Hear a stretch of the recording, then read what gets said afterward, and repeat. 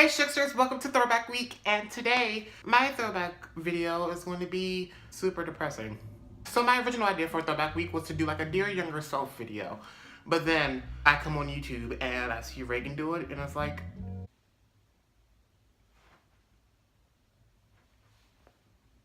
excuse me? I kid you not, I had this video ready, done, edited, put together, week in advance. Reagan's like, oh here, I did it first. And it's like, god damn it, Reagan. God damn it! So I had to come up with a different plan because it's like I'm not going to do the same video Reagan did. So I had to come up with something new. What I decided to do was share my throwback experience of how I survived bullying, depression, and suicide. 3 times. Yeah. I'm going to try to keep this super short. I don't want to make it like a story time, but it's like I'm going to get through it as fast as possible. Growing up, I had a pretty okay childhood, 1st grade through 3rd grade. Everything was fine. You know, a lot of people were nice to me. When I finally hit 4th grade, I kind of realized that, oh, not everyone is a nice person. 4th grade is when I started getting bullied, and it was the absolute worst. I got bullied by this kid named Alan. That's his actual name. I'm not going to throw subliminal messages because I don't give a damn. It's like tall, like really like muscular for like a 4th grader. I think he stayed back. I don't know. He was my first ever bully, and he made fun of me because of how my voice sounded. You know, he's like, oh, because you're a boy, you have a really high voice. And then, you know, that started like the gay jokes. He must be a punk and this, that, the third. So it kind of like really, it scarred me, I guess you can say, because that's when I started to have like self-esteem problems. Because like, well, if I'm not like every other boy who has like a deep voice, like it's something wrong with me, am I broken? So it kind of like, I started to like hate myself because it's like, well, I'm not really like everyone else. I'm different from the other boys. Why is that? So I went through 4th grade, dealt with that. 5th grade, same thing. In 6th grade, that's when it got a little bit more harsher. I got bullied, you know, same old things, you know, my voice, how I dress, how I look. I didn't have the same shoes as everybody else, stupid things. But the bullying got more harsh. It was more like, oh, you're pathetic, you're worthless, you're never gonna make it in life, you should just kill yourself. Like, I got told some very harsh things for like a 6th grader. Like, it was the worst. And that's when I got depression, because I had terrible low self-esteem.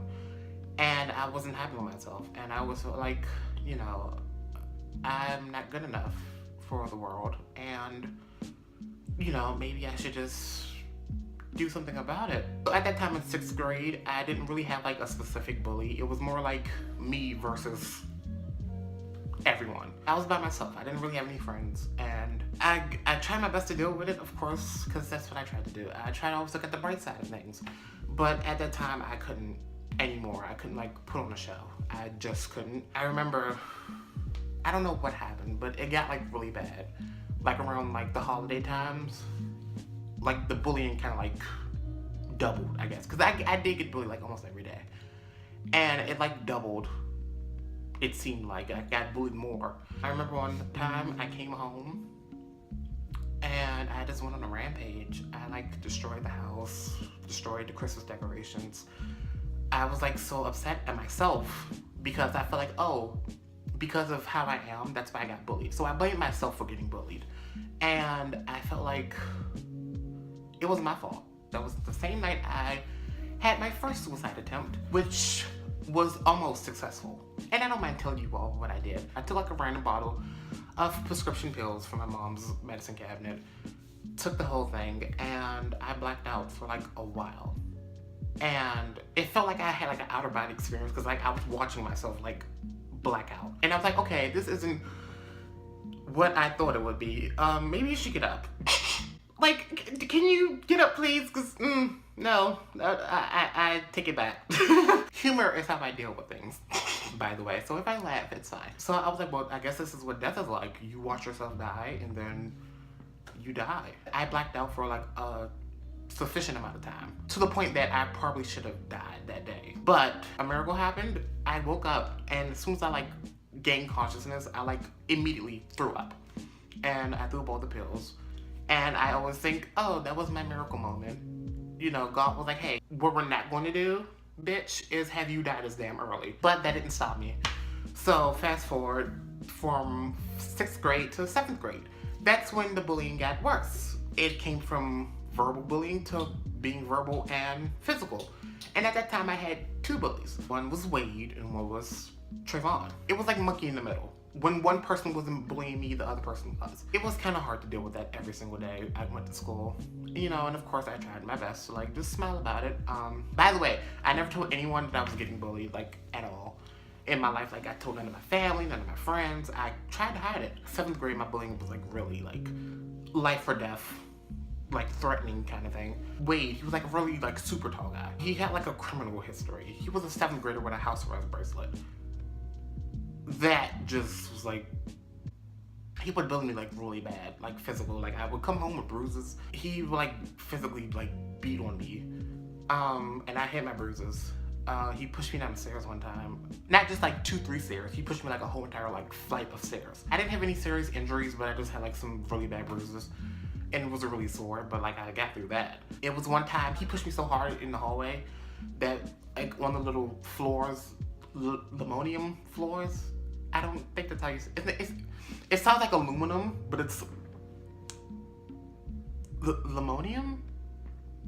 You know, like the floors you see at school. He pushed me so hard, I had burn marks going like down both of my arms. I don't have any like scars. He like really abused me, basically. And one day, the thing that kind of like made me like really concerned about like my life was when one day we were in class. Our teacher had went out to go like print some papers so we can do an assignment. That was like 2-3 floors down. Our class was on like the top floor. And we were in class, you know, talking or whatever. I was talking to the person who was sitting next to me at my desk. And waiting for the teacher to come back. And I just remembered, I looked forward to somebody standing in front of me. It was Wade. And he had a gun.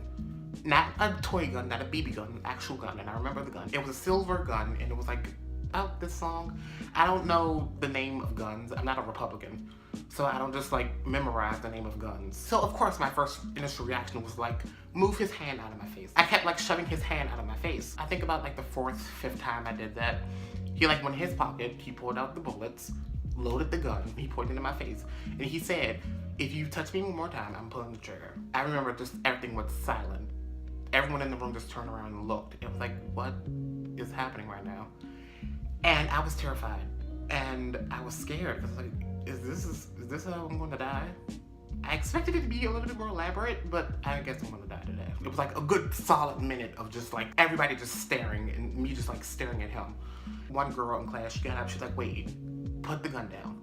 Calm down. The only thing that I said to him was like, wait, get the gun out of my face. He was like, oh, if you want me to get the gun out your face, you have to get it out your face. And he was like, but remember what I said. If you touch me, I'm pulling the trigger and I'm gonna put a bullet through your head. And it was the worst thing I've ever heard in life. I've heard many worse things, but that was the worst. Top one. More people like started getting up, like, wait, calm down. Slowly like gathering around us, like trying to calm him down. He wasn't mad. He was like just calm, just with a gun like in my face. And it was the worst thing I've ever experienced. After he like stood there for like a good while, I just remember he laughed, put the gun down, walked back to his seat, put it away, and then act like nothing happened. And I was just stuck.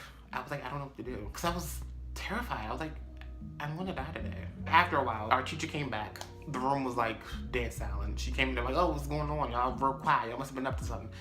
And no one said anything. I didn't say anything. I was still like in shock. And I remember she just started teaching.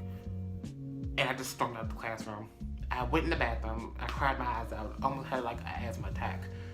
Which was like weird because I haven't had like an inhaler since like 5th grade. So it was weird, but I almost felt like I had an asthma attack, but I was like freaking out. Then I had like another rampage moment. I went home, I destroyed everything because I was upset at myself. I kept saying, oh, this is my fault. This is the reason why I'm being bullied, because I'm just being me. And, you know, I hated myself more, lowered my self-esteem more. You know, I wasn't happy with myself.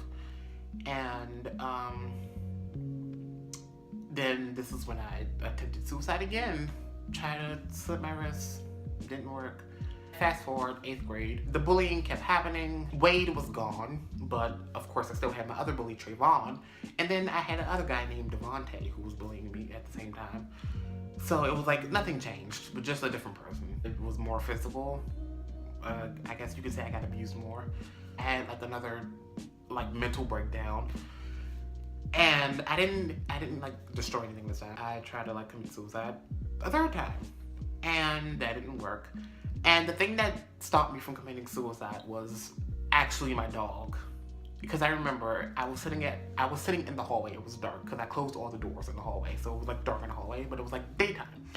And I was like in the hallway, like crying against the wall. I had more pills, and so I was going to do what I did the first time. Snowball like cautiously like walked up to me like down the hallway. It was like he was scared to come to me, but he knew something was wrong, and he like slowly and cautiously walked towards me. And I just remember he like laid his head on my lap and just looked at me, and I looked at him like bawling my eyes out, like Kim Kardashian almost. And when I looked at his face, it was like he was looking at me like, I understand something's wrong. I don't know what it is that's wrong with you, human, but human, I know you're sad. So Snowball saved my life the third time, which is why I owe my life to that sweet, sweet little monster of a dog. Fast forward, I got bullied in 9th grade, got bullied in 10th grade, and then I was like, you know what? I can't deal with this anymore. I need to find a way to like stick up for myself, because it's like I can't keep going through people having this like control over me. So I made like this defense mechanism, which is like basically I was like, well, just be witty and like a smart ass to people. When they try to be rude to you, be rude to them. Kind of like Bianca Del Rio, if you know who that is. I built like that kind of like defense wall. It worked, and I'm happy it did. After that, I became more comfortable with myself. My self-esteem came back up, obviously, because now I'm the most conceited person ever, according to like comments that I've received in my YouTube videos. It took a while to get it back up there, but it's up there. I'm currently 6 years without having a breakdown. I almost had one in October, but I got through it because I'm not a weak bitch. I haven't had suicidal thoughts or tried to commit suicide in over 6 years. So, you know, I'm proud of myself for that. I got through it all, and it's a miracle, you know, and I've been through a lot. And I feel like it made me the person who I am today. The reason why I decided to tell you this story is because, not because I want your pity, but mainly because I feel like someone out there needs to hear this story. And because I was gonna wait till October to do this, because October is Bully Awareness Month. So I was gonna like wait till October to like do this video, but I was like, you know what? Just do it whenever you get the chance. Because Reagan stole my video idea, I got this open window. So I did it. Someone out there probably needs to hear the story to be like, oh, well, I'm not alone. Because I know when you feel like depressed and suicidal, you feel like you're alone. And it's like, I don't want anyone to feel like how I felt. And feel like, okay, I have no one on my side. I have no support. I'm by myself. That's not true. Even though I'm some complete stranger talking to you through a screen, I just want you to know that I'm here for you and I support you and you're not alone. You know, if you want to talk to someone, you can definitely talk to me. I don't mind listening to your problems. I don't mind, you know, helping you get through what you're going through. I'm here for it because I don't want you to go through that. You know, I know how it feels to feel alone. Fun fact, because I was getting bullied at a very young age, I was not legal, but at a very young age, I got this tattoo. This little tattoo of a lightning bolt. I drew it myself. I was at a tattoo party and I was like, look, give me a tattoo right now. The little lightning bolt is a symbol of my inner strength, my inner happiness. This tattoo was always a reminder to me, like, hey, what they say isn't true. You know, make sure you love yourself. You have that strength. I got this when I was like at a very young age. The tattoo artist did not ID people at that party, so I could have got 15 tattoos if I wanted to. Don't judge me. But if you're someone going through depression or having suicidal thoughts or going through bullying, hopefully now you know you have a friend that you can talk to if you would like to. I'm more than happy to talk to you about whatever situation you're going through. That's it for me. You know, do the usual thumbs up, comment if you want. I'm not going to force you because this video wasn't entertaining at all. So you probably don't want to like it and comment, but that's fine. If you're a return subscriber, hey, how you doing? If you're a new subscriber / watcher, hey, welcome to Stay Shook. I'm Mickey and I'm a hot mess. But I'm proud of that. And I will see you on next Friday. Bye. Finally, you put the love on.